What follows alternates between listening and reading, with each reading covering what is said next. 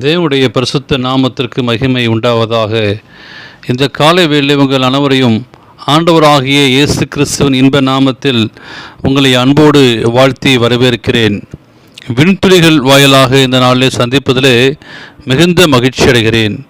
இந்த நாளின் செய்தியின் தலைப்பானது மெய்யான இளைப்பாறுதல்.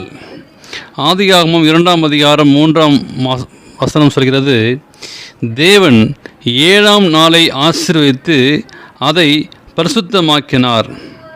6 நாட்களில் உலகத்தை உண்டாக்கின கர்த்தர் 7ஆம் நாளிலே ஓய்ந்திருந்தார். ஏன்? 6 நாட்கள் வேலை செய்தால் சோர்ந்து போய் தேவன் ஓய்ந்திருக்கவில்லை. தேவன் சோர்ந்து போவதும் இல்லை, இளைப்படுவதும் இல்லை என்று வேதாகம் சொல்கிறது.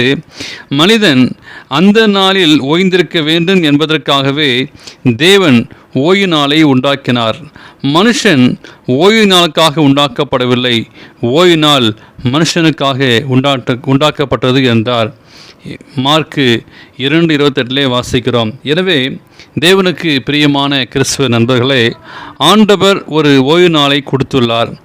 அந்த ஓய்வு நாளை நீங்கள் நாளும் பரிசுத்தமாய் ஆசிரிக்க வேண்டும் என்பது தேவ சித்தமாய் இருக்கிறது. அநேகர் இதை தெரிந்தும் அல்லது மறந்தும் இதை விட்டுவிட்டார்கள். வருத்தப்பட்டு பாரம் சுமக்கிறீர்களே, நீங்கள் எல்லோரிடத்தில் வாருங்கள், நான் உங்களுக்கு இளைப்பாறலை தருவேன் என்றார் இயேசு. தேவன் தருகின்ற அந்த இளைப்பாறலை பெற்றவர்களே உண்மையில் ஓய்வு நாளை ஆசிரிக்கிறவர்கள். இந்த உலகத்தில் பாரங்களை மனிதன் தனியே சுமக்க வேண்டிய அவசியமில்லை. அவர் நமக்காக காரியங்களை செய்ய ஆயத்தமாக இருக்கிறார் என்னும் நம்பிக்கையை அந்த நாளில் வேலை செய்யாமல் இருப்பதன் மூலம் காட்டுகிறோம். மற்ற மக்கள் 7 நாட்களும் உழைக்கிறார்கள் என்றால் தேவனுடைய பிள்ளைகள் 6 நாட்கள் மாத்திரம் உழைக்கிறார்கள். மற்றவரை காட்டிலும் குறைவாக உழைப்பதால் அவர்கள் ஆசீர்வாதத்தை இழந்து போவதில்லை.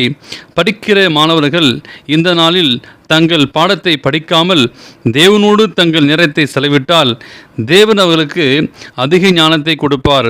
தொழில் செய்கிறவர்கள் இந்த நாளில் வேலை செய்யாமல் அவருடைய போட்டியாளர்களை விட அதிக வருமானத்தை தேவன் கொடுப்பார். தேவனுடைய கட்டளையை பாருங்கள். 7ஆம் நாளோ உன் தேவனாகிய கர்த்தருடைய ஓய்வு நாள். அதிலே நீயானாலும் உன் குமாரனானாலும் உன் குமாரத்தியானாலும் யாதொரு வேலையும் செய்ய வேண்டாம். கர்த்தர் ஓய்வு நாளை ஆசீர்வதித்து அதை பரிசுத்தமாக்கினார். மெய்யான இளைப்பாறலை ஓய்வு நாளில் தேவன் நமக்கு தருகிறார். எனவே அதை ஆசீர்வதித்து அந்த இளைப்பாறலில் நீங்களாலும் பங்கேற்க தேவன் உங்களை கிருபை செய்வாராக. ஆமேன். இந்த நாளின் செய்தியை கேட்ட உங்களையும் இந்த நாளை பிறந்த நாளையும் திருமண நாளையும் காண்கிற பிள்ளைகளை தேவன் தாமே ஆசீர்வதிப்பாராக. ஆமேன்.